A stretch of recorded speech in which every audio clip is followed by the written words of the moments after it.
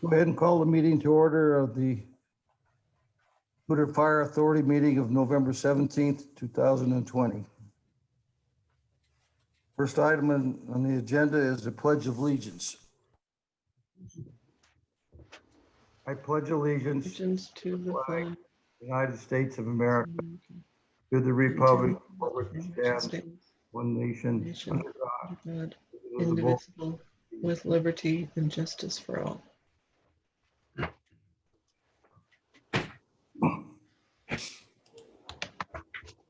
We have any indications of anybody wanting to public comment or anybody send any questions in? No, I have nothing in public comment. Any of the board members have any public comment before we start? Mhm.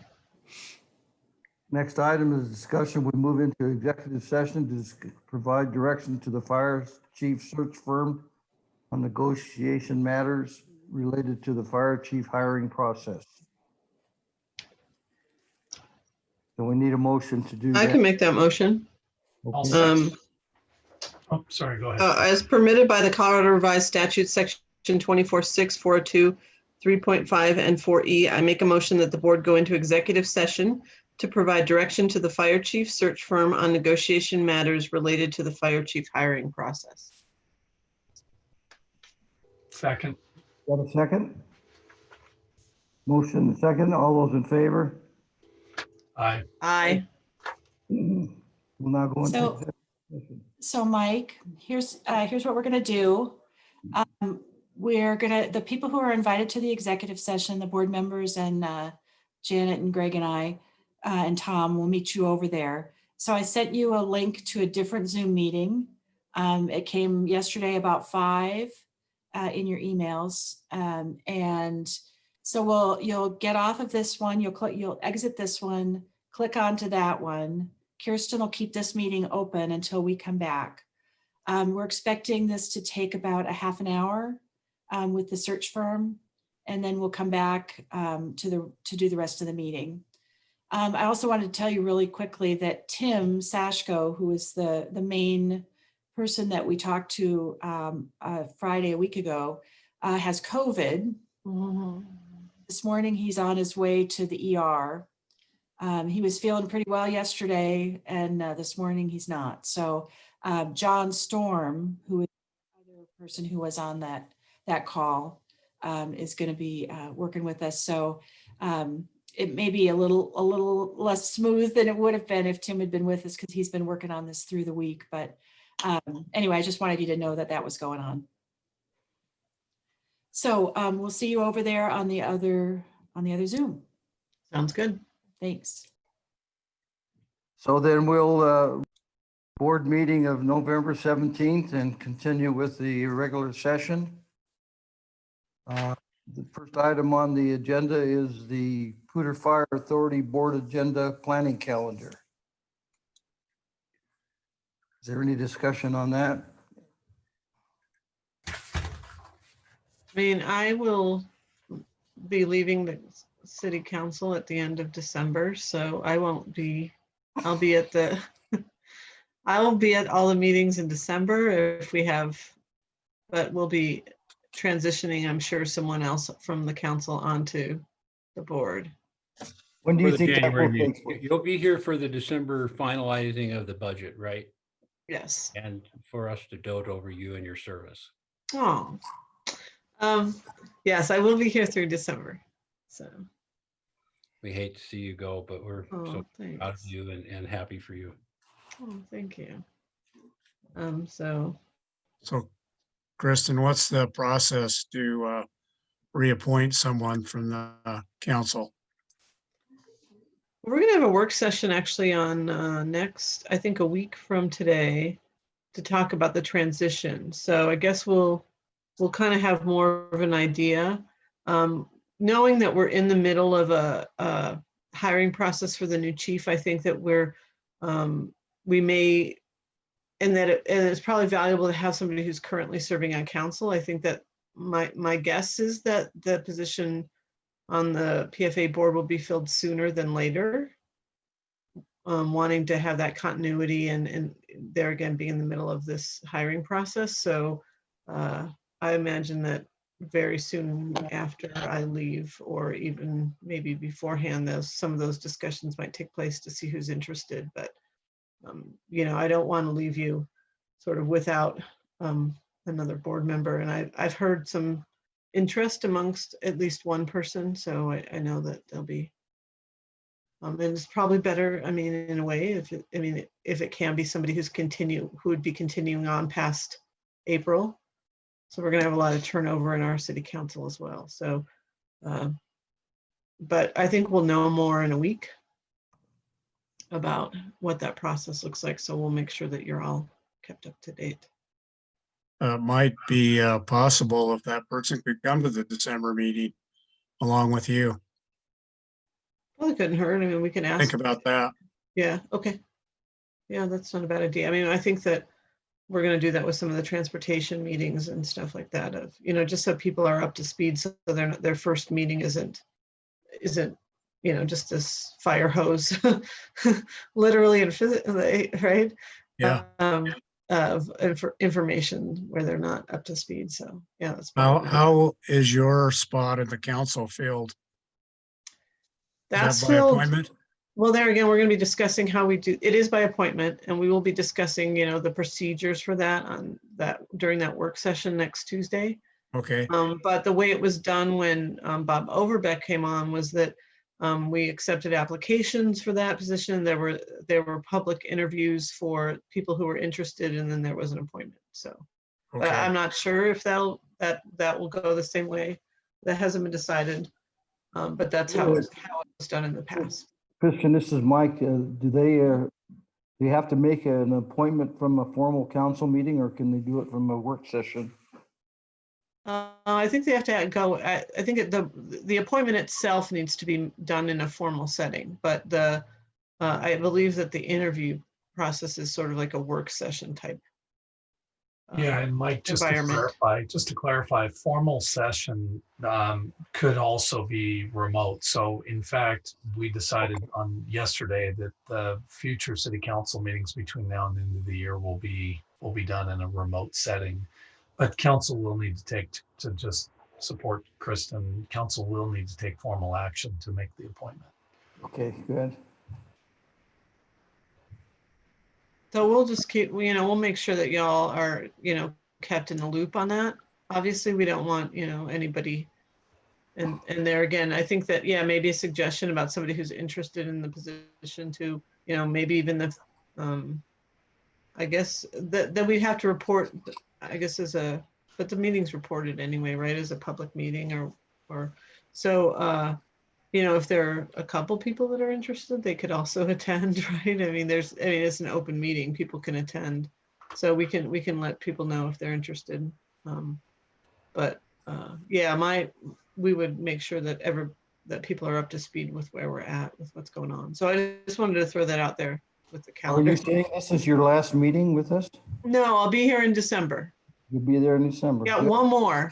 One more. We got to really send you So off. bring out the puns, Mike. You're gonna have to. I'm really gonna need you to concentrate on your on the puns that you're gonna bring out in that meeting. I really want it to be very rich with humor. Yeah, we want you to be prepared when you meet with the county folks. That's right. We will miss you. Oh, thank you. I'll miss you all too. All right, anything else right now so we can go on with the consent agenda then?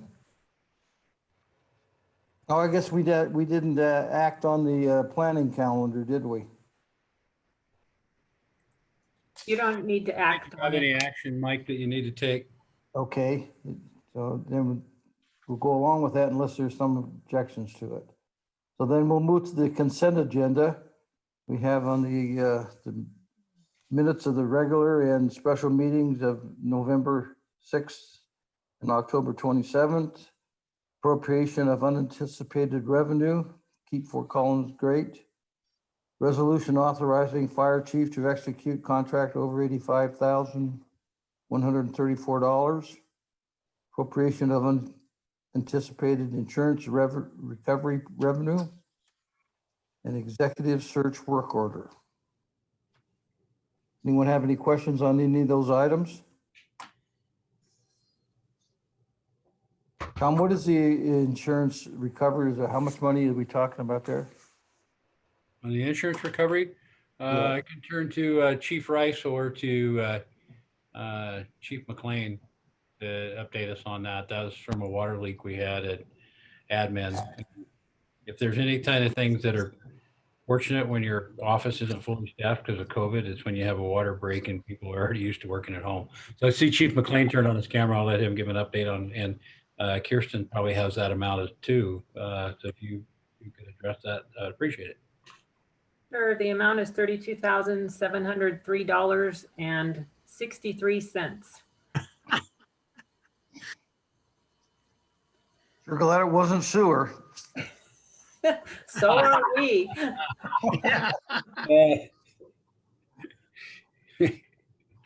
Now the conversation's going downhill. If you Yeah. can. I'm not going to say anything. I had something. So can we get into motion to accept the consent agenda? I move to accept the consent agenda. Second, Second, all those in favor? aye. Aye. Okay, then we'll move to staff report, discussion items, and the 2021 budget work session. Yeah, I'm going to turn this over to Ann. If you remember from September, which was our meeting was 6 weeks ago when we did our initial budget. As we said, the budget is flat to what I've told the department is actually slightly pink. It's not solid red, but we still have a few asks to make to the board and we get the budget approved. And I think the department's done a great job of hunkering down to get us through COVID. So I'm going to turn it over to Ann to go over the highlights of that and see what questions you have for this work session before we bring it back in December for your final approval.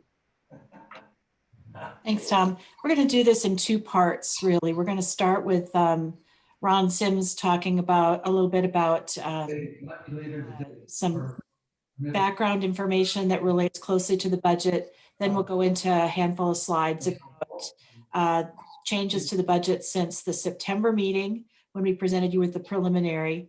If you remember, our regular process is we present the preliminary in September, then we come back for the work session in November, answer any questions, make any adjustments you'd like us to make for adoption in December at the regular December meeting. So that we're on track for that process. And so we're going to start with Ron, and he's got a set of slides, and then we'll go and switch over, and Ryan and Kirsten and I all have a few slides to share with you on the budget overall. So Ron, ready?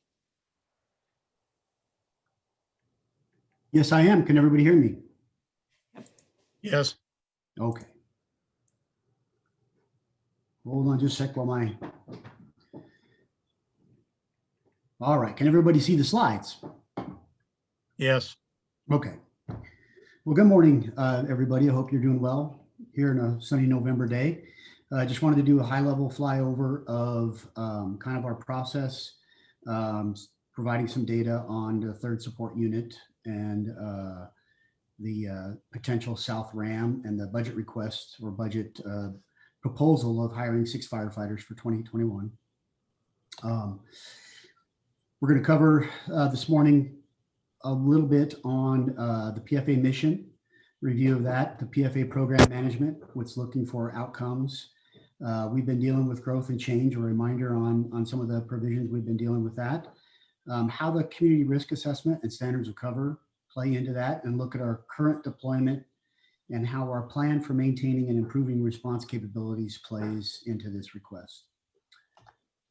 Again, just a quick reminder, prompt, skillful, and caring is our mission, and everything that we do from you all at the board level to our chief, our new inspectors, new recruits, everybody is working to support the mission. And just our community risk assessment standards of cover does support the PFA mission through evaluating our risk, our programs, and then our response time performance within the mission. We have talked a little bit about PFA program management, because when we talk about response times, there are other components that are just as important for what we call the 5 pillars of program management. We need to have good common procedures, protocols, ODs, great equipment that we budget for and maintain, quality assurance and quality improvement programs through after action reviews and review of calls, training, education, and certification.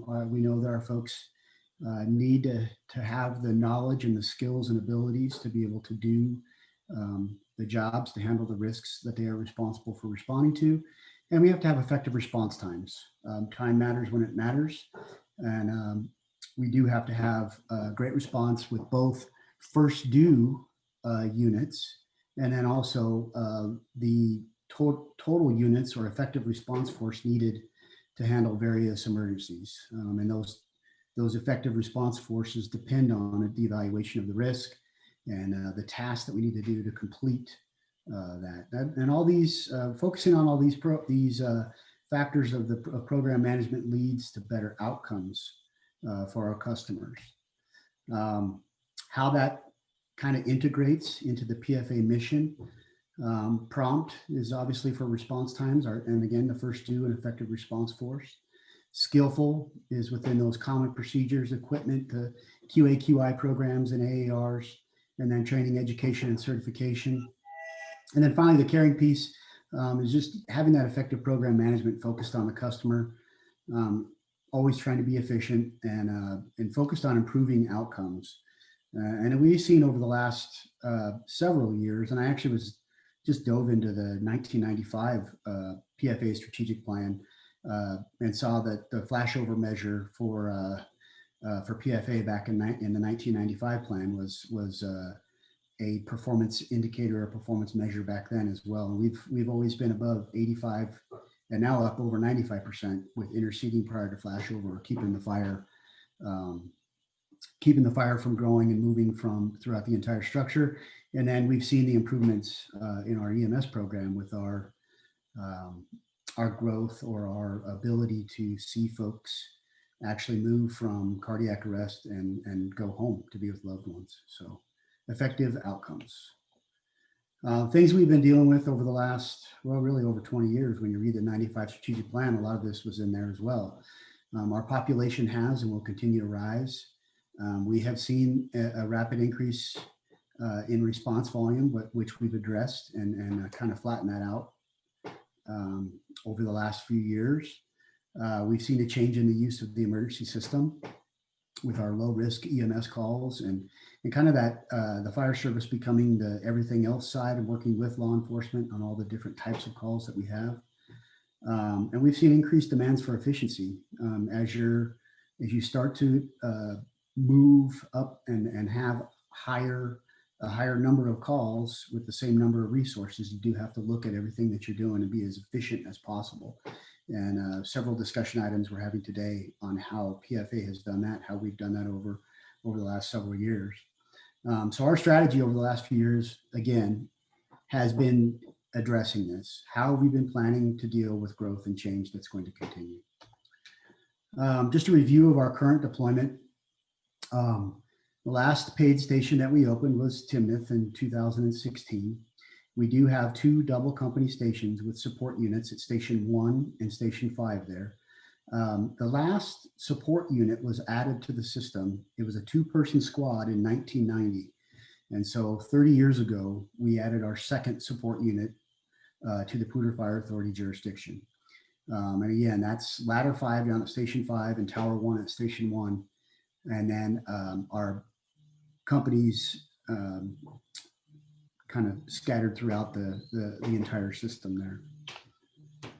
Right now, we have a current daily deployment of 45 to 46 firefighters, 13 stations, 2 volunteer stations in the southwest portion of the jurisdiction, staffing 11 engines and those 2 support trucks, 3 people on the engines, 4 on the support units. We are reorganizing the Bureau and the Safety 1 positions that will pull 2 back, and that's going to be talked about here in a little bit, but that'll pull 2 back out of the minimum daily staffing. And eventually when another station area is added or a third support unit, that will increase. A station area adds 3 per day and a support unit adds 4 people per day. So whenever we look at resources and units and through the community risk assessment standard of cover, we want to thoroughly evaluate our current deployment and what our performance is. We kind of covered how we're deploying to those emergencies. We also, in that current deployment, have what our RAM1, which is a dynamic deployed vehicle that hotspots around where we know we have higher incidents of calls during incident volume. So the RAM1 has run various number of calls throughout the jurisdiction during the time it's been deployed since 2017. If you remember, the initial trial started with a split deployment in Station 5's area and Station 1's area because we knew that incident volume in Station 5 is growing as well. But the majority of the responses for the RAM1 unit has been dynamically deployed around Station 1, 2, and 3, where the brown is there. And during these time periods, and this is an overall look at the jurisdictional call load from the standards of cover. We know that the busiest times for call volume is Wednesday through Friday from roughly 10 a.m. to about 10 p.m. When the darker red is there. And that's when the RAM has been deployed. So we have seen over the last 3 to 4 years of our standards of cover process. Beginning in 2016, it was identified in the CRA-SOC when Chief Durr was in this position, that we were starting to see some increasing times for effective response force travel, particularly in that time period. It was the and I'm sorry, Dave, I don't know how to make this bigger. It's the presentation mode is a little bit different for me, but I don't know how to fix it. But I think if you go to their display settings up at the top, I think you can change that.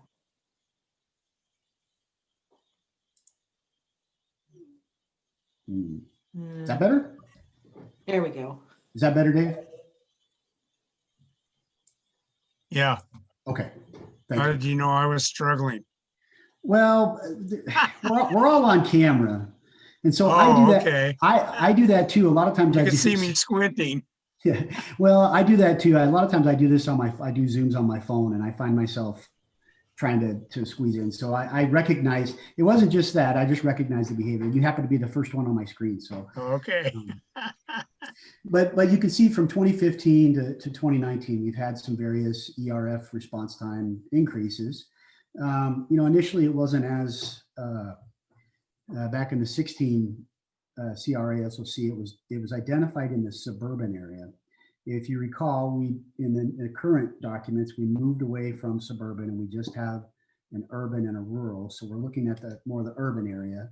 We're seeing a growing trend of our ERFs arriving on time.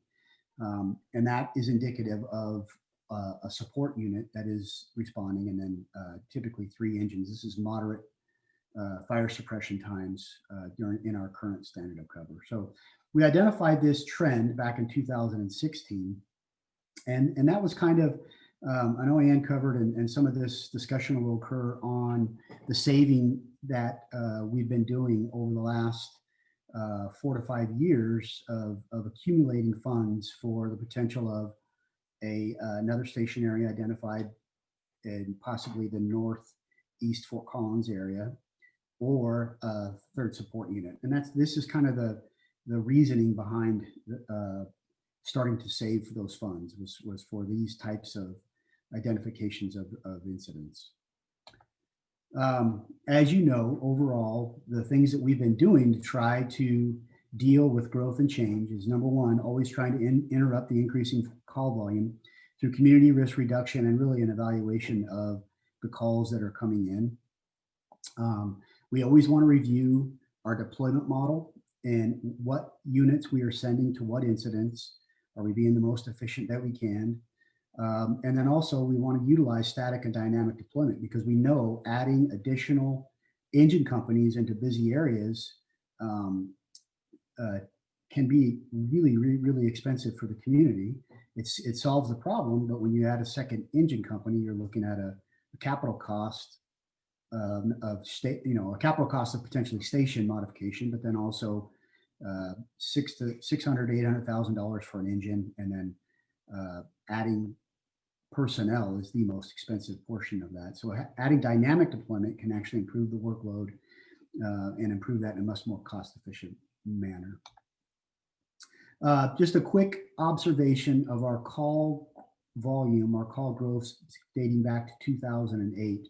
And we really were trending up until around 2017 when we started implementing this strategy of interrupting the call volume.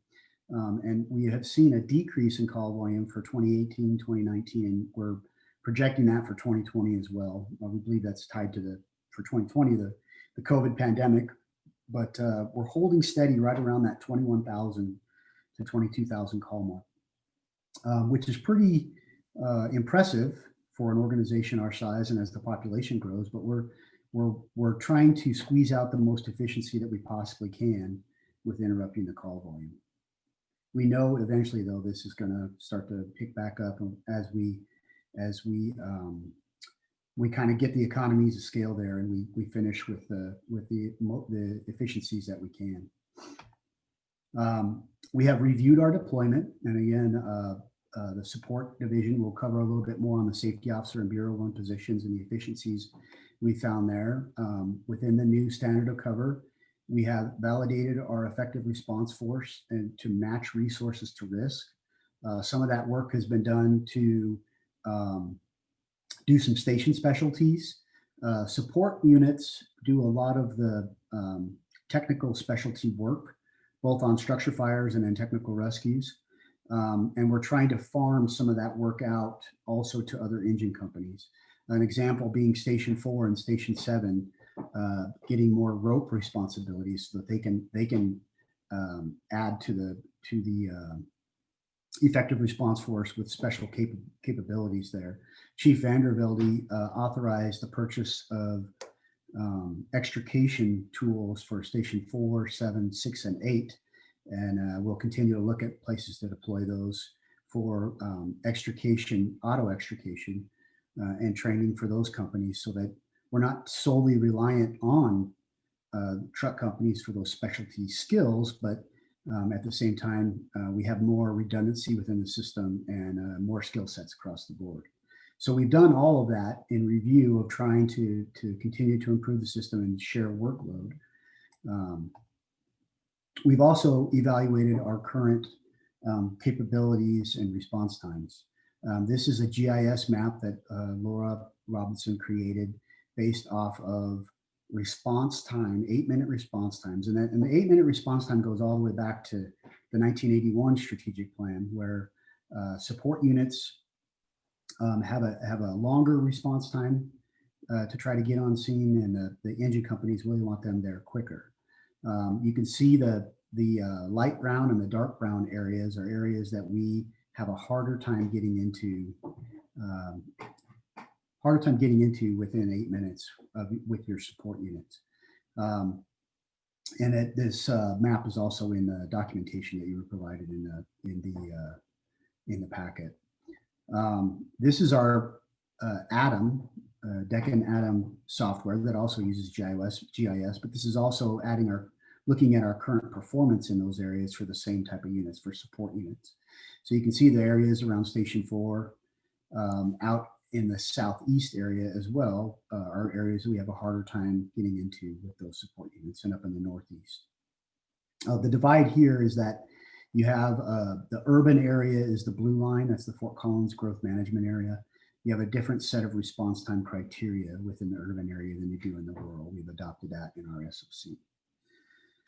So when we look at adding a third support unit to the system and overall drive time capabilities within the southwest portion of our jurisdiction that's growing, we see vast improvement with This is just for the support unit capabilities. It has nothing to do with adding another unit into the system and response times across the board.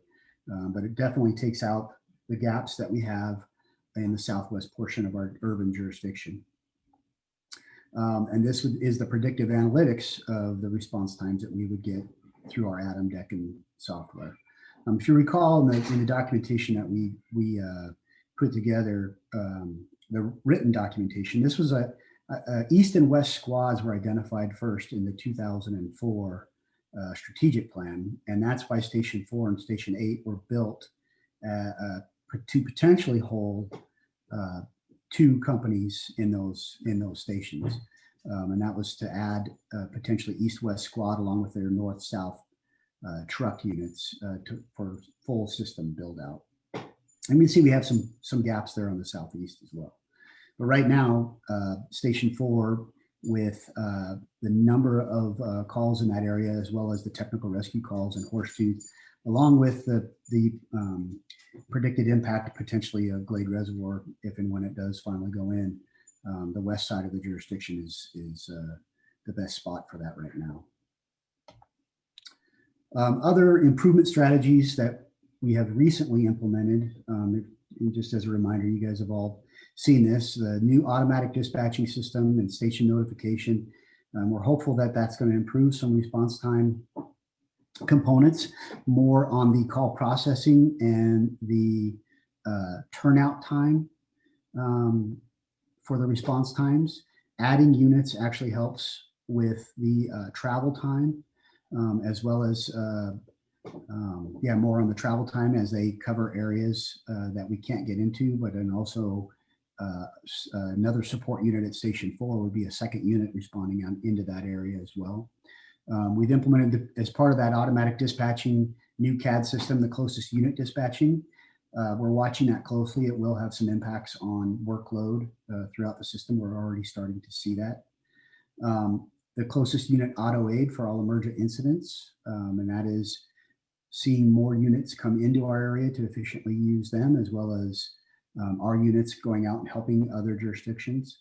And again, we're keeping a close eye on that, and we'll watch that quid pro quo back and forth. And then setting more defined call processing goals and our turnout goals and dashboards to create that competition amongst the troops to kind of improve response times again on the front side. Just to look at our current incidents year to date, third quarter, Engine 1 is still the busiest company, but Engine 5 is right there. Ram 1, taking most of those calls, the 844 are out of Station 3, 1, and a little bit out of Station 2. Engine 5 is being hit pretty dramatically in terms of its workload and its call volume. We know that the, sorry, ground dog.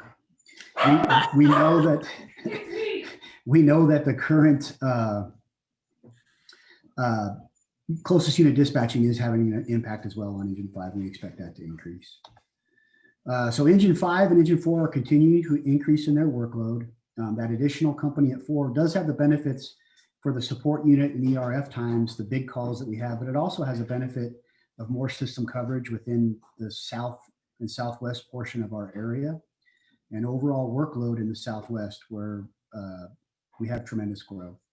And in the interim, the strategy of implementing a South RAM that gives us the ability to improve the workload during peak call volume, and actually do more study and assessment on that south area, as we also continue to try to decrease the call volume with, we have a partnership. We're trying to allocate money for the homelessness coordinator with the city of Fort Collins. We hope that that's going to be helpful, but then also working with community risk reduction and the assisted living facilities as well. So again, that 2020 budget proposal was for 6 firefighters, for eventually for an additional support unit is the thought process right now. That those personnel could be used to staff the South RAM for a trial study on impact, and to really improve the situation there down in 5's area. But it also allows us to spread the impact of adding an additional company over time. even if you open up a new station area, it is very impactful on the system to hire 12 to 15 firefighters to help cover that. And for us to be able to add it in incremental steps through academies and to not give us, 15 new people to do rookie books and those kind of logistical items, it is an effective strategy. So that's the overall budget proposal. And that's, sorry, that was kind of lengthy, but that's the end of my kind of presentation on the overall data on the budget ask and the use of the funds that we've been saving over the last 4 to 5 years. So. And would you want me to just turn that over to questions now, or as you want to do that as a whole package? If the board has any questions about this, this was background to some questions that the board had asked last time about why we're headed in the direction of that third support unit and in the interim, the RAM unit. And then, we'll talk in that main part of our presentation about how that fits into our 2021 plans. Okay. So if the board has any questions for Ron, that'd be great. I'm sure he'll still be on here if you have questions as we move through the rest of this. I have just a question. Thanks, Ron, for that explanation. And so thinking about the South Ram, so you talked a little bit about the kind of calls that they might be taking. So, I guess I'm more familiar in the Old Town area of the kind of calls that RAM would be taking of, some of the issues that can happen around the downtown area. And you talked just a little bit about some of the, and I'm a firm believer in right sizing the response. And so, this is not, I'm not asking these questions because I'm against it, but I just want to have a better sense of, so they'll be able to work with issues like the nursing homes for those moves that you guys have helped with and some of the low acuity calls. What kind of low acuity calls do you see on that south end of town? Yes, thank you. You are correct. There are several high use assisted facility centers there off of LeMay. More going up all the time, but we are also seeing some of the same issues that homelessness has caused in the Old Town area. And I believe what has happened is the spread throughout that Mason corridor, all the way down to really Harmony and Mason, and several encampments in that whole area. Our crews are in Station 5 are finding both situations, and we have an increase in the exact same type of calls we're running in Old Town. So. No, that's helpful. And I hear about some of those kind of situations. That's Southwest Fort Collins, so west of College and south of Drake kind of is my district. And so I definitely understand some of the encampment issues along the trails, Mason Trail and stuff. So that's just good to know. I think maybe some people just aren't aware of that is not exclusive to Old Town in the Old Town area. But yeah, to me, it seems like it makes sense looking at the call volumes and the, response rates and stuff that we need some additional assistance in the south part of town. And to me, this is a really cost-effective way of getting that. So and it also helps us build up for, having that new engine and company at some point and being able to do that. So thank you for the presentation and the answers. You bet.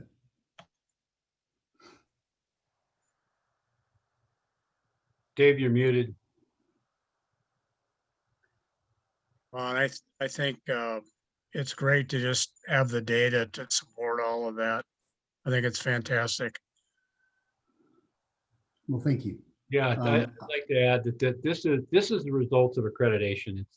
It's not the sticker, it's not the plaque, and those are the things that we can tell our community that we do this hard work, that we do this research, that we do we do use data to support our decisions. It doesn't necessarily mean we're data informed. It necessarily means we're data informed and not data driven, but we use that information. And I just want to add for the future with new leadership direction, I think we're setting it up for success with a pilot project of that RAM which Kristen, the calls are going to look very similar. With the advent of Max and red-tailed ponds and stuff, we've dispersed a lot of that same kind of call up and down that corridor in those camps and the trails, as well as those have expanded. And to be able to pilot that to where future leadership could come back to the board and say, hey, the pilot indicates that maybe we need to incrementally hire 2 positions for temporal staffing like we do in the downtown area and midtown area. So I think there's great opportunities, and I'll reiterate what I said at their September meeting. If there's another COVID downturn and lockdowns or anything like that turns the economy, we have room, because we've set this money aside and we're not using it as something new that we're asking for new money to do this with. It gives us a great opportunity to be able to attrition that without having to do this on the backs of our people. And I think we're in a position to do that pretty well. So I think it's really a positive move forward. It's going to take 2 or 3 years to get the staff up to be able to deploy that. And if things turn around really quickly for the economy and we see revenue coming in, we can get that third support company deployed more rapidly. But we have the apparatus for it. We have the place to do it.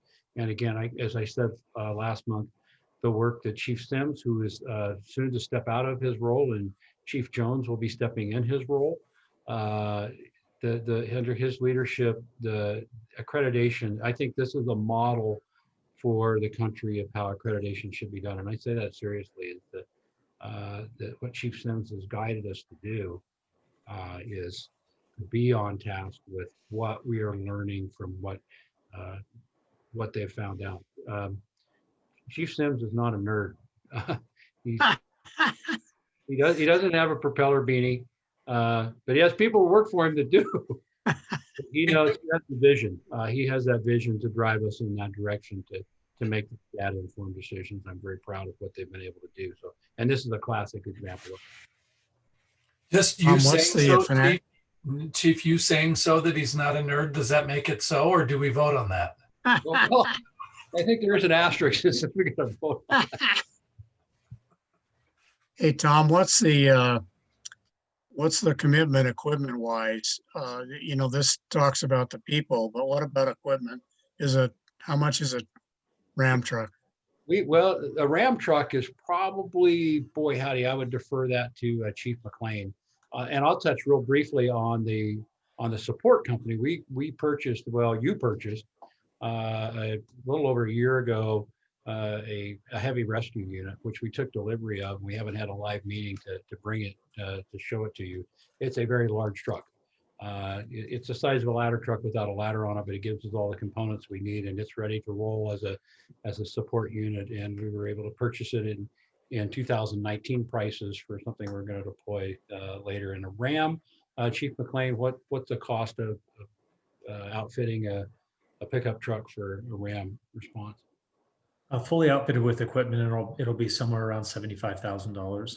It's an extended cab pickup truck, heavy duty, and then we just outfit it with some slidable trays, a topper, and then the appropriate medical equipment. So it's a very economical unit, and something that we can handle easily within our apparatus replacement budget, the existing budget.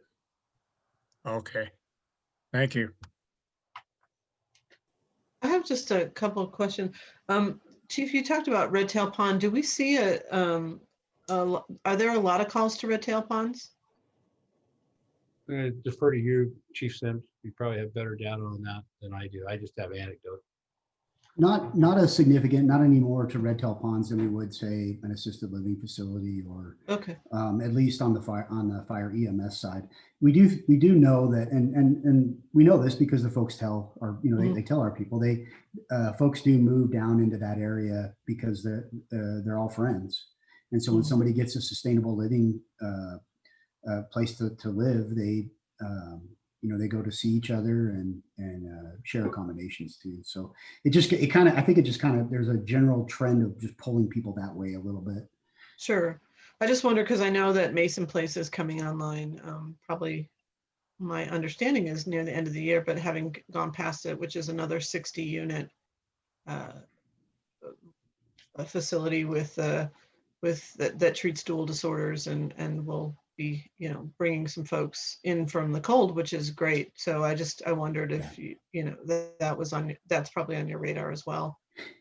They are, and we do take those and look at the number of beds and kind of project calls. I mean, there is a facility potentially going into Old Town. I haven't seen any documentation on that another Morningstar, and we've done all those calculations for what we see at the Morningstar facility in Station 10's area, and again, it's going to have a pretty good impact on Engine 1. So those are all the things that we have to look at, we have to plan for, because we know that growth is not just we're going to grow outward and more. We actually know that's going to be a little more limited. We are going to grow. We are going to infill. We're going to continue to get more urban and more dense as we efficiently use the land within the city. And we know that generates calls, and also in some ways that also can generate congestion and a lack of access. And that's where some of these smaller units really help us out as well. So it's things that we have to plan for all across the board. Great, thank you.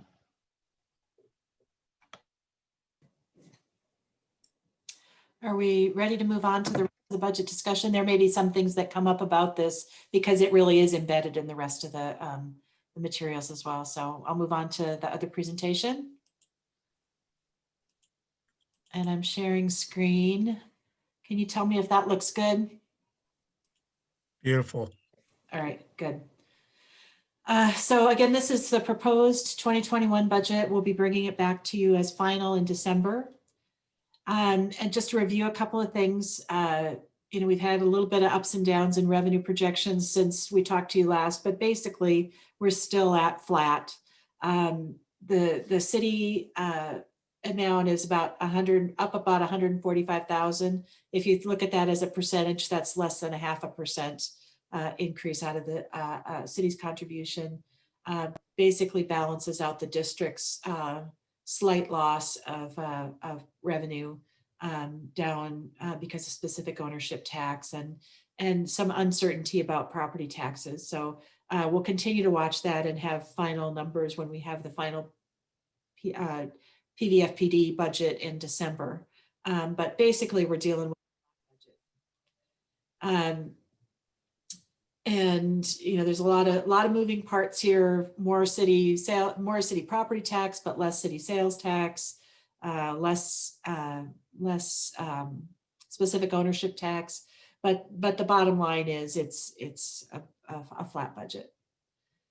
We did have some non-discretionary personnel increases and other increases that we had to deal with, and we talked about these a little bit at the September meeting. These are still some of them in flux. But the big area is no labor market adjustments. We negotiated that in the 2021 contract back in May, and you ratified that contract in September. So that will, of course, be an issue next year, depending on what happens in the marketplace. If you skip a year of labor market adjustments, we may become out of market over time. But that remains to be seen because the economic downturn is not just ours. It's throughout the state. So we'll see what the impact of that is next year, but it could become a significant issue in 2022 and beyond, but remains to be seen. A couple other modest non-discretionary increases. So we had to build those into our 2021 budget. We also had a couple of other budget adjustments that we made. The homelessness coordinator that the city asked us to help support. So we put in some money for that we think will benefit us as well as the city and the community as a whole. So we have a small dollar commitment to that in addition to what the city put into its budget. We have a recommendation from our accreditation process that we consider doing annual physicals for all of our uniformed employees. Right now it's every 3 years. They're recommending that we do that for everyone every year, which has about a $60,000 price tag on to go from every 3rd year to every year. So we've included that in our revised preliminary budget. We backed out an increase or a expense we had from 2020, which was a leap year. Hardly seems like that was even this year anymore. It's so long ago. But we backed that out. And we also updated our fire prevention fee schedule. That's on page 66 of your packet. We've got a new permit that's included there, and we reduced fees on a couple of charges that we were overcharging for based on what our actual costs are. So we made those adjustments for 2021. To balance the budget, we had to use some of our ongoing earmarked funds that we had set aside for future needs. And we also used some of our insurance reserves from 2020 to offset our anticipated workers' comp increases that they're not finalized yet, but we are pretty confident that they're going to go up. They generally do. And we should have that by December 1st, what the workers' comp rate and the property and liability insurance rates are going to be for 2021. We should have those here in another couple of weeks, and we'll have those before we have final budget, December 15th. As Ron was talking about, we've built in a plan for 6 future firefighter positions in 2021 and some 2021 capital projects that we talked about last time. Those 6 future firefighter positions total about 4.5 FTE in 2021. Unfortunately, what we're finding out, and we haven't finished this hiring process, but we haven't been able to hire as many people for our February academy as we had hoped to. We've lost at least one candidate who withdrew after having an offer made, and our list is at the end of its lifespan. So we may not get 3 in the spring academy, but we'll hire them into the fall academy where we'll be hiring off a new list. So that one is still a little bit in flux. We'll know more about that in the December meeting of how many we're actually going to be able to fill in the first half of the year. If we don't fill the first half of the year, we'll get them in the second half off of our new list. As we talked about before, we're planning on several major capital projects that are really delayed from 2020 to 2021. First, the Station 7, we've put away a little over $4.5 million to reconstruct that building. Staff's been working, we've restarted that process. And if you have any questions, I'm sure Chief McLean and others can help with that. We did need to backfill a little bit on our burn building. Some of you got a chance to see that, and it's completed and up and running, but we were a little bit short on money. And then finally, we're going to get back on track with Station 6 and the remodel and expansion of our shops. So some of that money is coming out of 2020 and some of it's 2021, but those are our big projects. At the same time, we're trying to balance this budget. We're also looking at efficiencies and how we can do more with less. And Chief McLean is on here with us, and he's going to run through a couple of slides about some of the efficiencies and reorganization that we've done to make resources available to us to do higher priority things. So Ryan, I'll run the slides if that's okay with you. Yeah, that's great. Good morning, everybody. Thank you for the opportunity to be here as well. One of the things that we've heard as a leadership team over the last couple of years is how do we do the due diligence of making sure we're demonstrating efficiency with the resources we already have.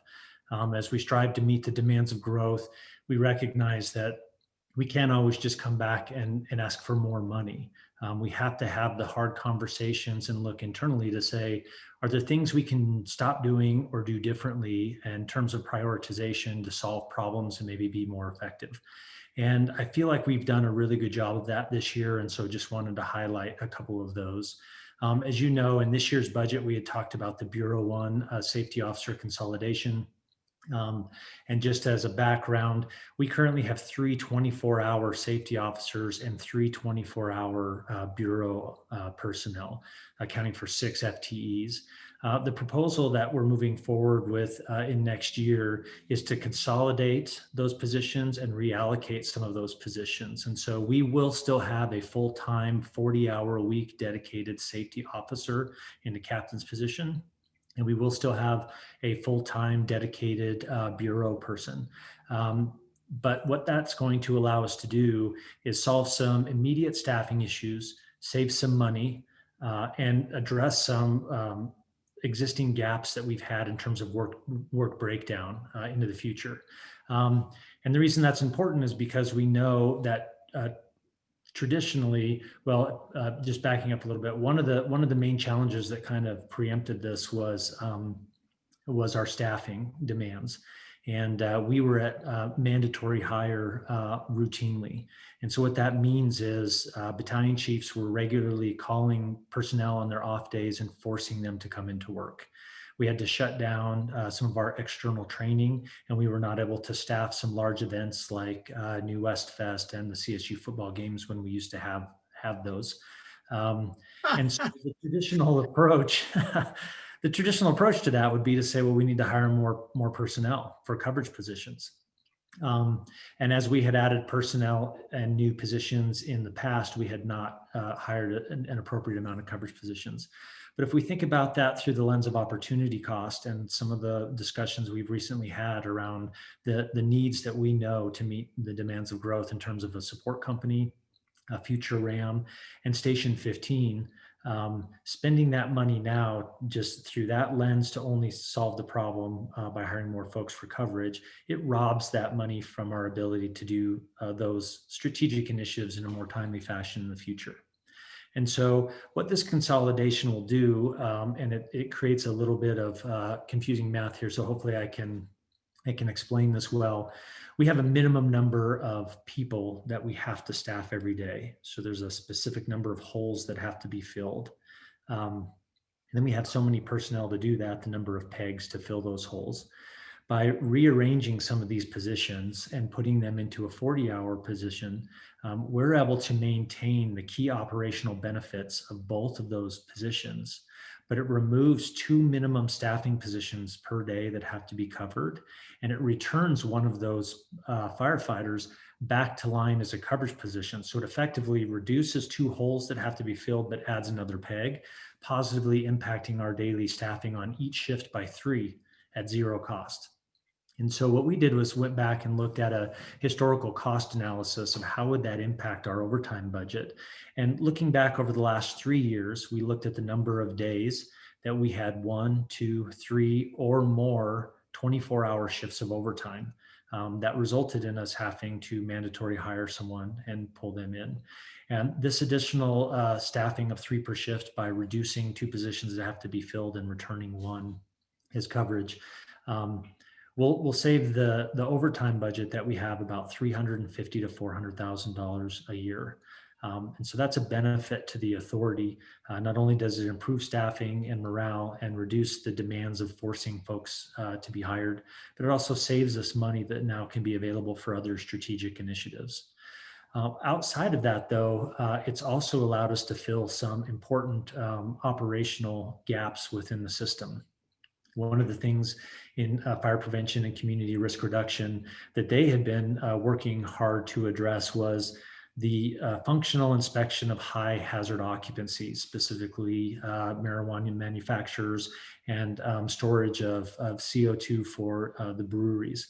By having a full-time dedicated, by maintaining that full-time dedicated bureau person, we'll be able to re-articulate their focus to address some of those high hazards. To make up for the inspections, the business inspections that they were doing, we're going to do that through fee-supported part-time employees. And that will also be more efficient due to the demands of station life and training and responding to calls at times. The 3 existing bureau personnel were able to accomplish about 180 to 200 business inspections a year. 129-hour part-time inspector can accomplish about 800 inspections a year. So it's a substantially more efficient model that allows us to fill some gaps while maintaining our existing services. It also will increase the safety oversight. A safety officer is one of the capstone positions that we have in the authority, and it's been very important for us in terms of accident investigation. They're responsible for doing return to work and modified duty participation, working with the safety committee, working with the health or the peer support committee, as well as working with the training division to provide safety oversight for high hazard trainings. By having a 40-hour safety officer, we'll be able to maintain all of those core functions and actually realize probably a higher level of consistency, because there will be one person that will be focused in that area that will be able to train to a higher level of specificity. That will also then allow them an opportunity to start working on some of our other health and wellness initiatives that have been missing in the past, specifically around cancer prevention and cancer awareness. And if you could click to the next slide. And then one of the things that it's allowed us to do is to reallocate one of those positions, instead of returning it back to line as coverage, into another known gap within the system, and that was a captain in the support division. As you might remember, a couple years ago, we had a support captain budget request specifically articulated to help us with the significant amount of facility projects and capital projects that we have within the system. One of the things that we recognized was that, as amazing as Gary was and Chief Knuckles, and he was, and as hard as he worked about as hard as any person I've ever seen. He was trying to manage all of the health and safety, all of the wellness, all of the modified duty, workers' comp, cancer prevention, all of that work, as well as trying to do all of the major station remodel, routine station maintenance, and was building Station 8. And the workload, the span of control was just too great. And so we started to see things fall through the cracks. We weren't able to use our capital funding in a timely fashion. And not only was the workload causing personal impacts for that position, but we started to fall behind on some of our major projects. The burn building was slightly delayed. Station 7 was delayed just due to the ability to oversee the work. And then our routine facility and station maintenance was starting to fall behind. And we know, just like with fleet maintenance, if you don't do routine maintenance on your buildings, we have about $43 million of physical infrastructure in the authority. That comes back on you later on in a much more costly way, because you have to replace a whole roof instead of just a portion of it. And so we've been able to reallocate one of those positions already. Captain Mark Hettinger was selected in an open process throughout the authority, and has stepped in and has already demonstrated not just the work benefits and the impacts to the authority in terms of projects, but is realizing significant monetary savings. And so he's been able to catch us up on a lot of our backlogged facility maintenance. We had leaking sprinkler systems and fencing projects and construction projects, oil sand separators, things at the stations that had just continually been delayed and delayed and delayed and delayed. He's been able to catch us up on all of those. He's also brought just an increased expertise to these projects. Mark, as well as being a firefighter, has about 40 years experience in construction, everything from conceptual design, meeting with the architects, through general contracting, working with subs, through closing out the project and getting a CO. And he brings with him that 40 years of expertise. And it's allowed us to use another one of our firefighters, as we noted in the last board meeting, Eric Lobato, who is a master certified plumber, to help us with some of our small low-hanging fruit projects within the system. Working with City Op Services, we were able to get him certified and credentialed so that they authorized him to work. And we've been able to start completing some of these projects. So I just wanted to highlight some of those efficiencies, because it's real money saved for the authority. We had 3 roofs that were damaged in the hailstorm a year and a half ago, I guess it's been now. And the traditional approach was just to turn it over to a contractor and have them work with the insurance company, and we would just step out of it. Having Mark and some of our other, Jonathan Maxfield, some of our other folks with expertise now working and overseeing these projects, and returning the depreciation back to the authority, we were able to save close to $100,000 or return $100,000 back to the authority on those projects. The Station 4 fencing project, if you remember at the corner of Drake and Taft there where the open space is, that fence had blown down and become damaged. That was a project that started under Chief Knuckles and was initially bid somewhere between $60,000 to $80,000. We were able to get that project rebid, and with the technical expertise of Captain Hedinger, rebid it at a substantially less cost, and it saved the authority about $40,000 on that project. Station 14 water heaters, we saved close to $20,000 on that project. We realized as they reached the end of their life, they were scheduled just to be replaced. And when we got the bid back, we noted that it was substantially high now because we have somebody who's available to actually look with expertise at these projects, and realized that all the way back when the station was built, it had been overbuilt with 2 commercial water heaters that were set to cycle in a fashion that was far beyond what the demands of the station could ever be. And so we saved thousands of dollars there as well. And then the Station 1 window project, when we remodeled Station 1 years ago, it has since settled and the windows would no longer close. And so heat and air conditioning was leaking out of that. There was an existing bid out for that to have those windows replaced, somewhere around $32,000 to $33,000. Having the bandwidth now, Mark was able to contact the manufacturer and negotiate through warranty to have those windows fixed at zero cost to the authority. And so just by having him in his position, we've saved close to $100,000 and really almost paid for his position just in money saved by having more appropriate oversight of these projects. And it's also helped us catch up on a lot of backlog maintenance. And so I'm very proud of what they have done. And I thought that it was a wonderful example and just wanted to share that with the board. I know we're talking about adding additional positions and costs into the future, but just to acknowledge that there's a tremendous team that is working very hard to ensure that we do go back and look and do the due diligence to look at what areas can we do differently? What areas can we stop doing? And how can we be more efficient with the funds that we've already been entrusted with so that we can be more ready to meet the demands of growth in the future? And I do have Mark on here. If you guys have any questions for me or for him about any of those projects or any of that, I'd be happy to answer them.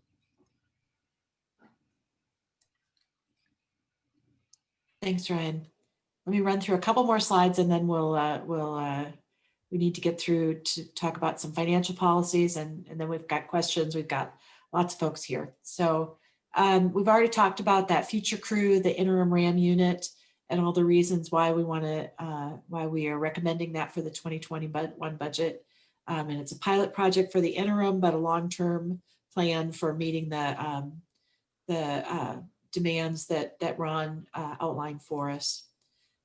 We also have every year to update our financial policies. So Kirsten, if you want to hop on here for a minute and talk about those, you'll see those in the packet, and that'll be a big part of our final budget that comes to you in December. Kirsten? Hi, thanks everybody. I just wanted to highlight these quickly as they are on the resolution that approves the 2021 budget. So you do it specifically spells out that you have reviewed these and that they are being approved. So they do start on page 95 of your packet, and I'm not going to go through each and every one of them. But on these slides, there's 3 slides, and you'll see some of these have an asterisk with them. Anything that's asterisked is where Poudre Fire Authority follows the city's policies and procedures. And basically, some of these are also GFOA requirements for their award program, such as the definition of a balanced budget.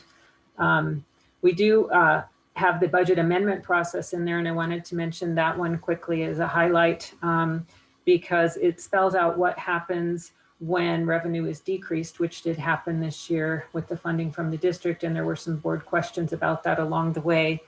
But that spells out what happens and how the chief handles that, and that he has a plan to do that, to reduce expenditures to match those revenues. And then it also discusses that he has 1% of the budget available for him in an emergency situation if he needs to spend that. So the budget term is easy, and we'll hop right along. Sorry. We'll move right along. I'm going to go quickly because we've taken a lot of time. Under the financial policies, I really just wanted to highlight the reserve policy here because that was also discussed during this time. And we always get a lot of questions about that, but there are several reserves. One is the reserve for contingency, and that is 3% of our operating budget. That is a minimum, and we are well over that. If you look at page 69, packet page 69, we're anticipating $7.7 million in that fund at year end 2020. And then there is also a revenue reserve of a minimum 3%, where actually it is only 3%, and that would have to go to the board for expenditure. And then we do have several other types of reserves that are all listed out on that page 69. And then that was really the only one I really wanted to highlight because that comes up in discussion a lot of questions around that particular one. Most of these other ones, you can see the asterisks, those we follow city policy and procedures. So we just mentioned in there that we do submit the CAFR and the budget towards GFOA for consideration of their award programs annually. And we can hop to the last one, and just the grant management. And there again, we follow city policy on our grants. So if you have any questions, I'm happy to answer whenever we come around to the question and answer part. Thank you. So as I mentioned earlier, we've got a few things that are still hanging out there for us. We always are in this position in November, December, where we're waiting on the final bits and pieces. The final district revenue will probably make one more adjustment from the district's revenue when we get the final budget from the district. That they adopt theirs the day before we adopt ours. So the next few weeks we'll be working on making sure we have those really dialed in. The 2020 district property tax payments, right now they're in the midst of their tax lien sale, and so we should have really solid numbers on whether we're going to have any shortfalls in the district's property tax payments. Workers' comp rates we should have, and property and liability insurance rates we should have no later than December 1st. And then I think we probably still have some work yet to be done on the final cost for the Station 6 renovation. I know they're working hard on that, and we should have a final update for that at the December meeting. So we have a few things we want to hear from you about. If you have any interest in talking about these, does the board have any questions or concerns about the preliminary budget, specifically about the RAM or the future company? We did have a change from the preliminary in adding the recommendation from accreditation about annual physicals for all of our uniform people. That was a $60,000 increase. And anything that you'd like to see between now and December 1st or 15th as we put together the final budget.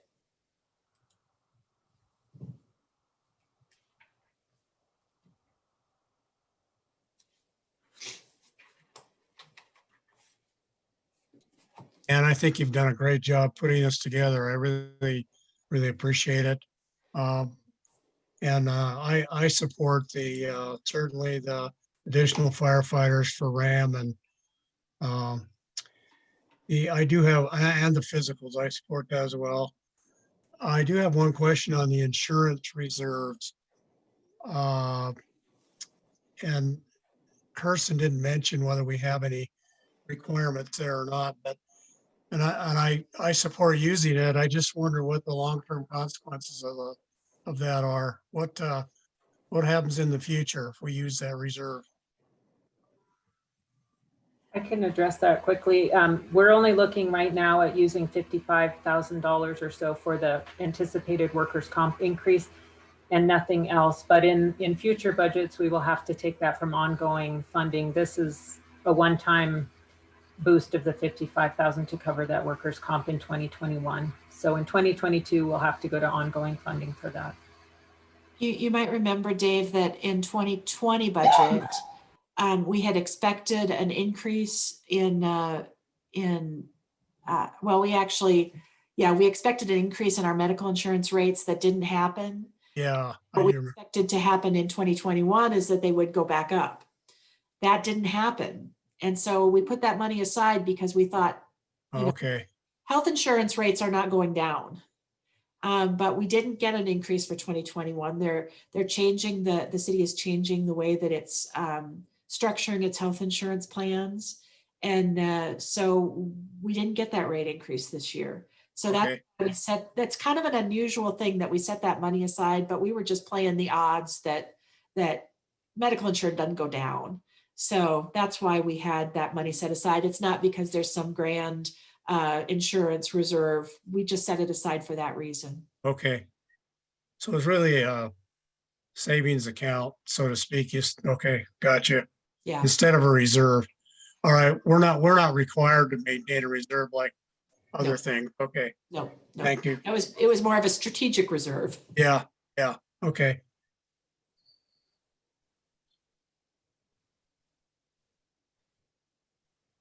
I wanted to ask a question about the property tax revenues.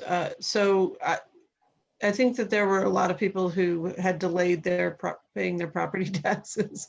Yeah. Didn't pay. How is that looking? And I think that you had mentioned at one point they were going to send out like a second set of more, kind of notices about it that might get people on board. What does that look like? If you remember, the state basically gave people grace time on paying their property taxes. They're normally due the second payments are due in either June or July. I don't have that on the top of my head, but June or July. And they said basically they didn't have to pay, or there wouldn't be a penalty if they didn't pay until September. Well, so the people who hadn't paid already went, oh, well, I don't have to pay yet. And so that's what we've been watching. And we also knew that the state or the county sends out delinquency notices in mid-September, and that would prompt people to go ahead and pay who were just either waiting, didn't have the money, or they were playing the system. And so we've been watching that month by month to see how the property taxes come in. And now that we've gotten to November, they're actually they do the annual notices for delinquency and property tax sale, or I'm not coming up with the right word, but that's certainly going to prompt people to go ahead and pay their taxes. So the November report or the October report will be due here about now, and we'll watch the November too. But we think that we're going to get pretty darn close to 100% because people don't want to not pay their property taxes. They don't want to they don't want to go to that tax lien sale. So it's just been slow. And so we've been cautious. What we have lost is specific ownership tax, because people who didn't buy a car, they didn't go back and buy one and pay taxes later. They might have delayed it, but so we're watching that one pretty closely and really expecting that that's money we'll never get back. Though I understand that's picking up now, just from hearing in the news, and we personally are looking for a used car, and those are pretty scarce too. So I think some of that's recovering. Tom, Great, thank you. Tom, what's the rationale for going to the physicals every year? The rationale for that is the line of duty deaths that we experience in firefighters are cancer and cardiac related for the most part. traumatic deaths. We're doing better each year on traumatic deaths on the fire ground, but there's three components that, and as part of the safety officer thing that Ryan talked about with a health and safety officer who can do more strategic alignment. We can look at three things that are really killing firefighters right now. That's heart disease, cancer, and dying to their own hand because of the mental health aspects of the job. And those are all three things that can be tested on an annual basis. And these tests are not like the physical where you go to the doctor. It's where you get on a treadmill, they take you to your max to see what your maximum performance are with a cardiologist in the room at the time watching the EKGs, so it can discover any kind of cardiac disease early. In the long run, I do believe it will save us money. The most important thing is believe it will save lives, but I also believe it will save us money, because if we can find ischemia in a heart that we wouldn't normally find for another 2 years on that 3-year cycle, where we can do things that we can do, maybe some pharmaceutical intervention or even diet intervention before we have to get mechanical with a stent or anything like that. And it's also the standard of practice that's outlined by NFPA. So I'm pretty passionate about it. I think we can make that happen. I think it's a good thing. It tells our firefighters how important their safety is. And I think it's important for us to be able to take care of them like that. And also I think it's going to help us a little bit with scheduling, because right now we're trying to schedule them off duty, and we can do these by rotating engines through probably while they're on duty. The battalion chiefs are watching this going, oh no, there's some more scheduling we have to do. But I think there's some advantage to that. And we have a great partnership with the Human Performance Lab at CSU to do these. Tiffany Lipsey, who runs that, is nationally recognized as an expert in firefighter health and wellness. So I just think it's a good deal. Good, thank you. So Mike, I've got a couple questions if I can. Okay, very good, Darren. That's not me calling Mike either. I just want to say for the record. I'll start with the question of annual physicals. So Tom, this was a recommendation through the accreditation process. Yes. And what outcome, what were they basing that on? And I apologize if you said that earlier, but right now it's a 3-year cycle?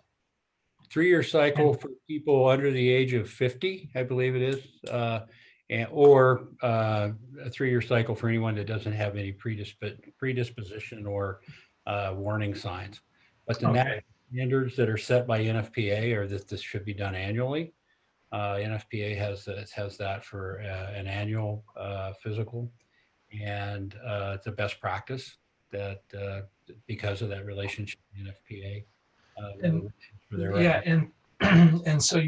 thank you for that. And you just mentioned the Human Performance Lab. Is that annual physical through the lab?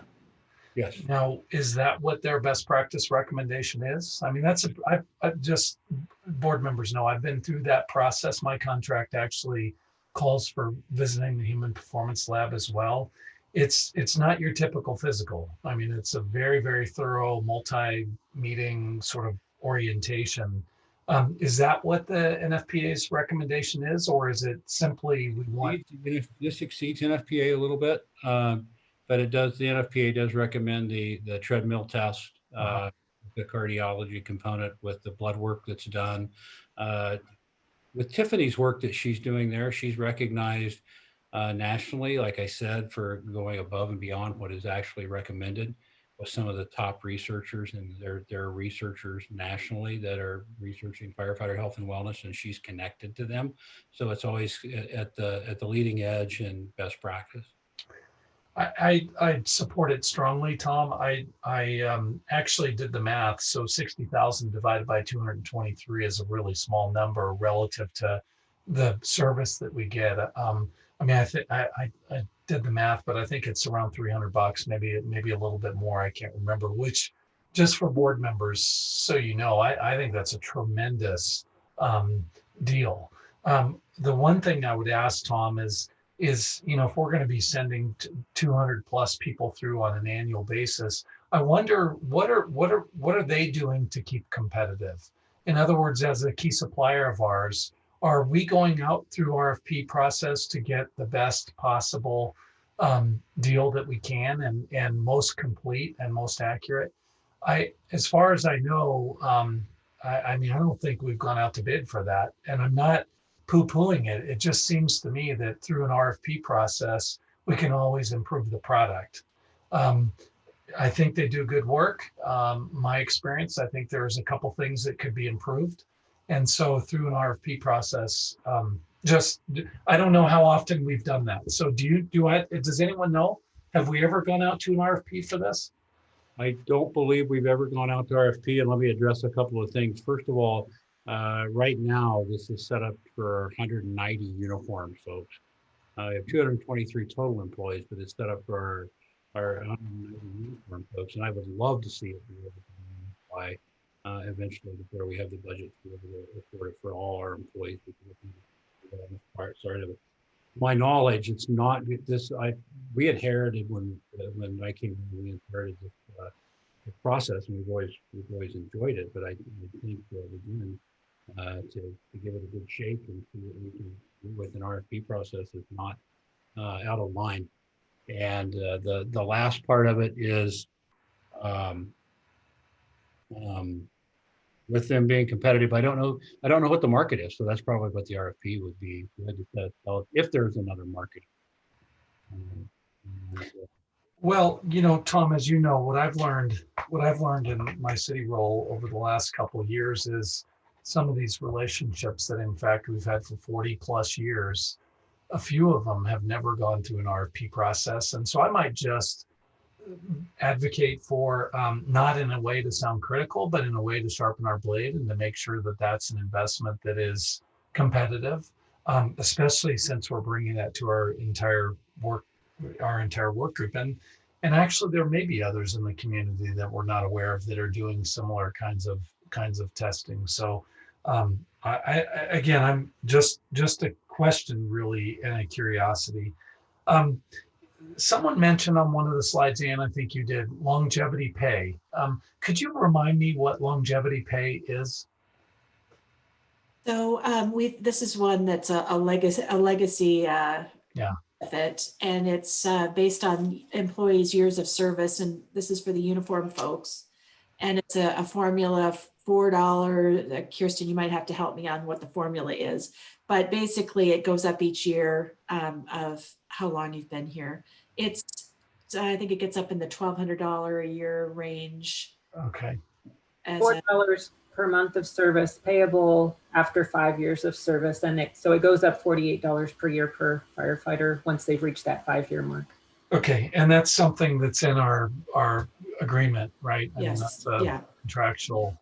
Okay. Yeah, it's a somewhat unusual compensation these days. It's not typical. So, always something that we can look at in terms of negotiations in the future too, because it is a little bit, it used to be very common in the fire service, and it's becoming less so.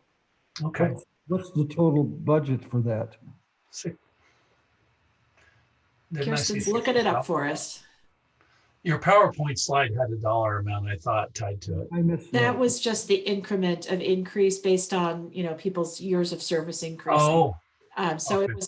it was not a total new number or anything. That was just the increment of, as wages go up, longevity pay goes up, or as years of service go up. So Kirsten, do you have a total?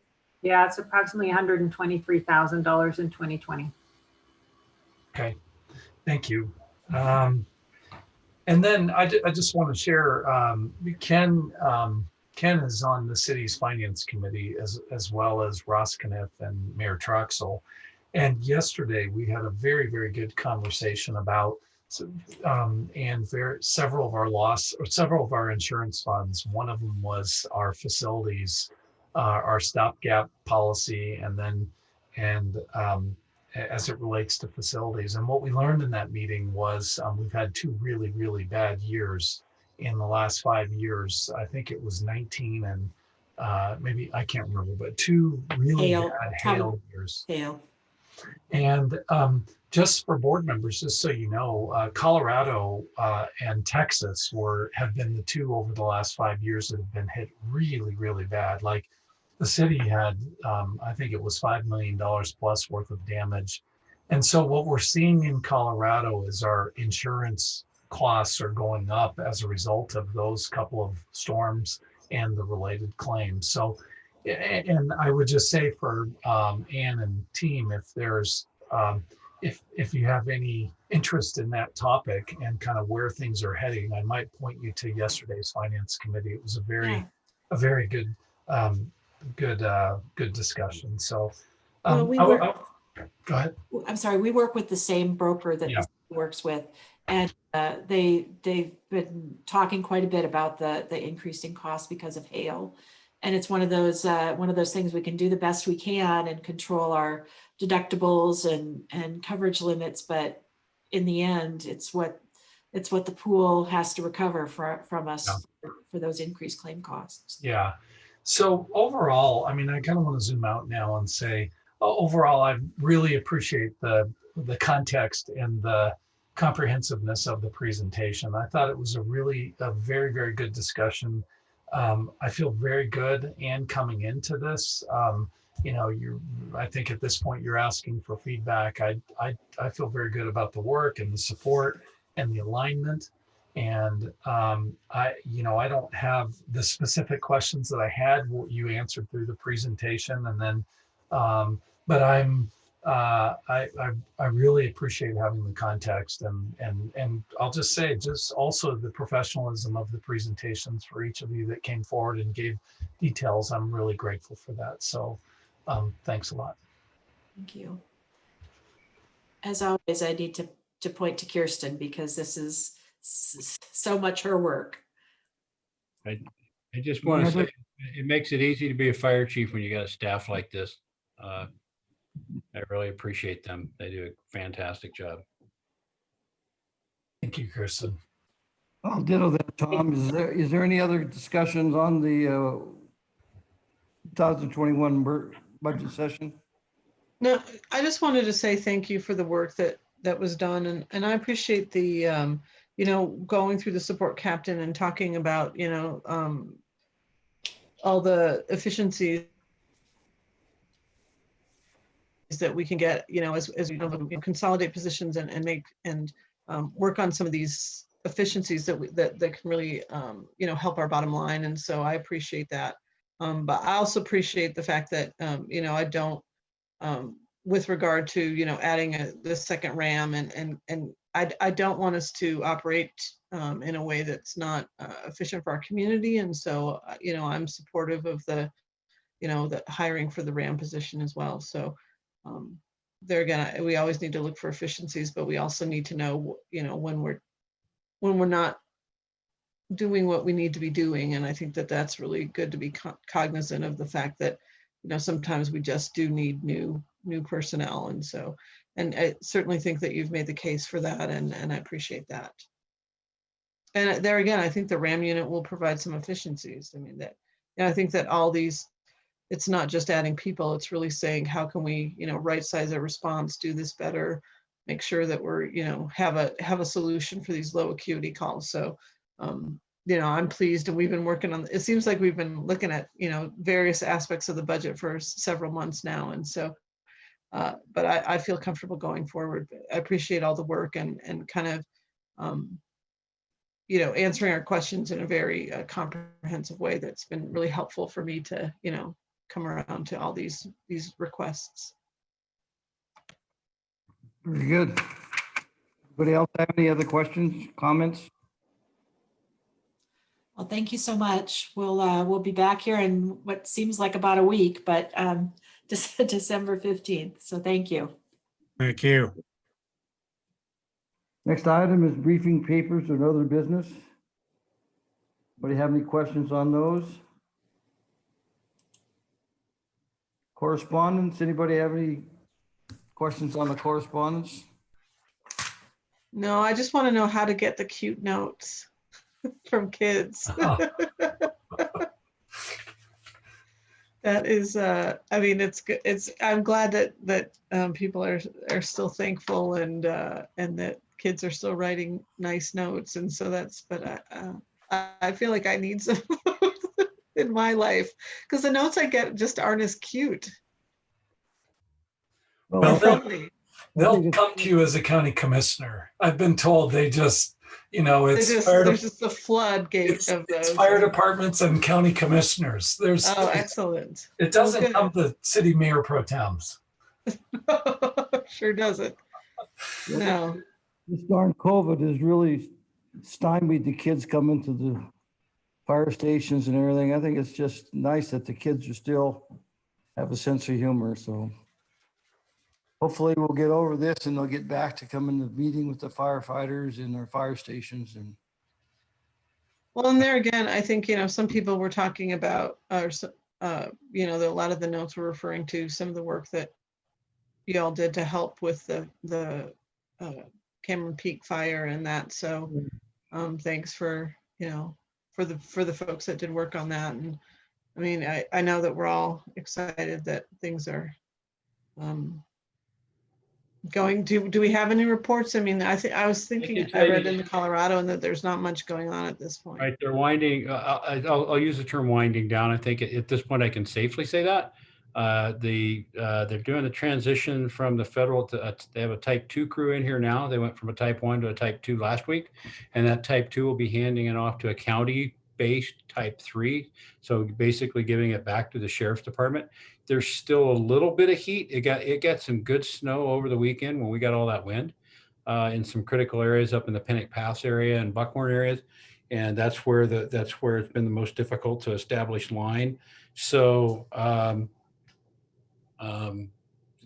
that's good news that they're tapering it down, and then when we get the weather. So I think it had the true test with some of the winds over the past couple of weeks since that snow, and I don't know that they'll declare it out for a while yet until we get a lot of good snow on it, but I think any risk to our communities is probably minimal at this time.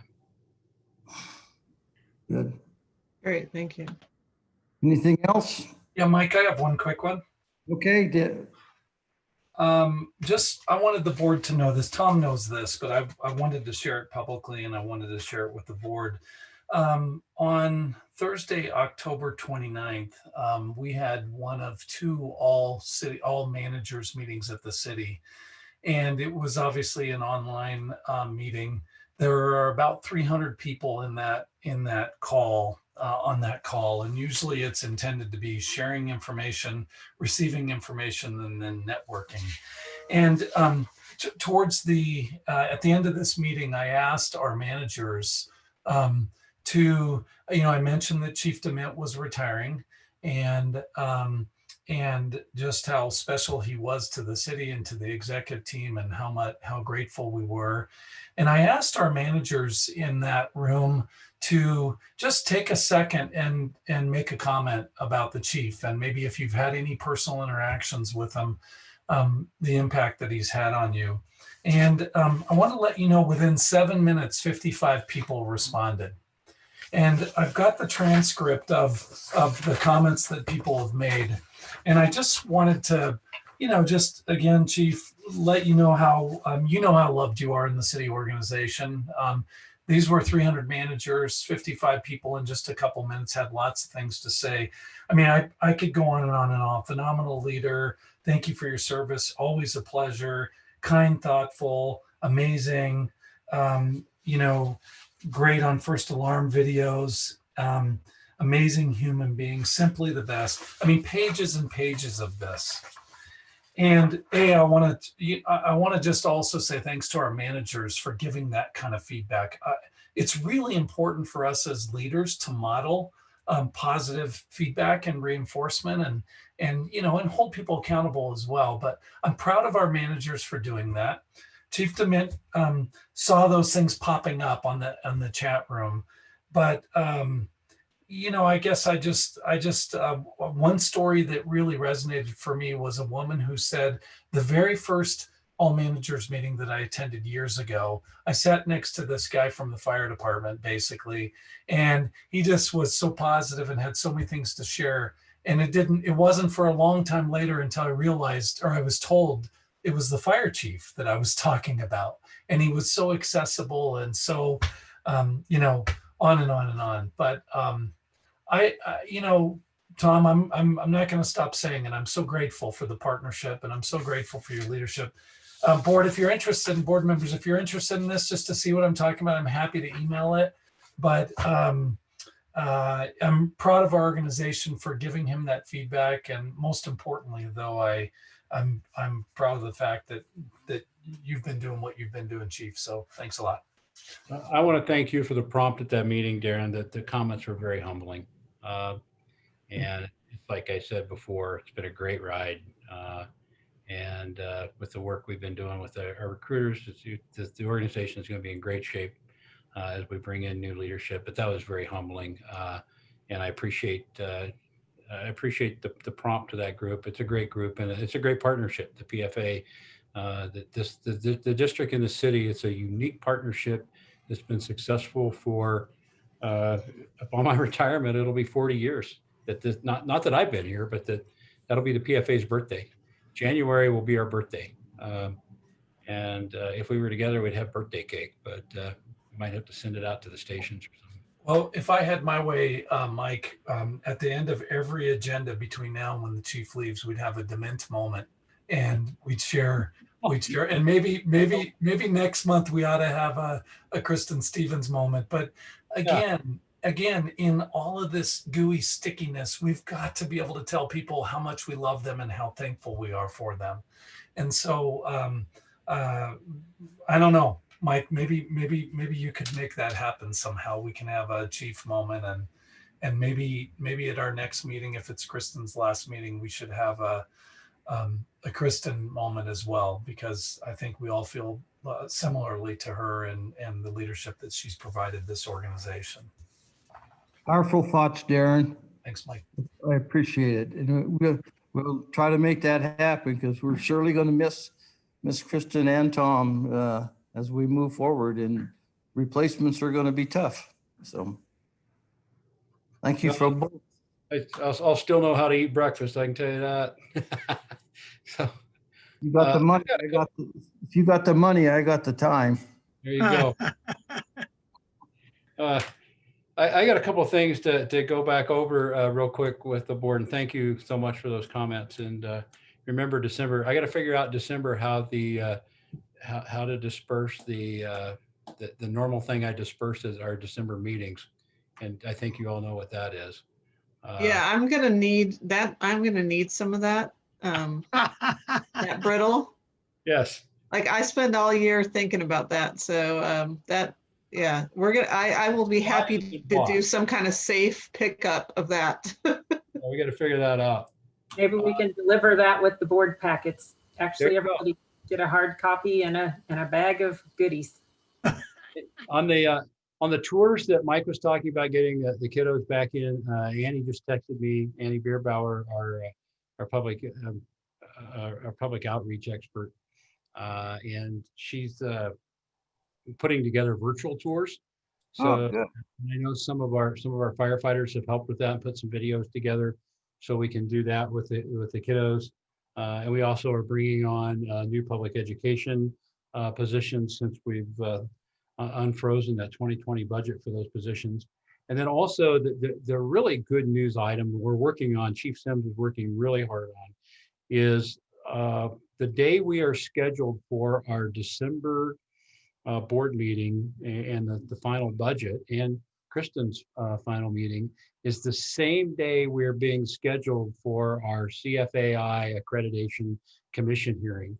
We are working to be able to do that during the board meeting so that you all can see that and take part in that. I think that would be I'm guessing it'd probably be a first, since we're just moving to the virtual environment, and Chief Sims is working with staff at SIPSI to make that happen. And I'm really excited. We're gonna work our tails off to make sure that we can make that work. So it would be a good thing, I think, both for the commission and even a better thing for the PFA.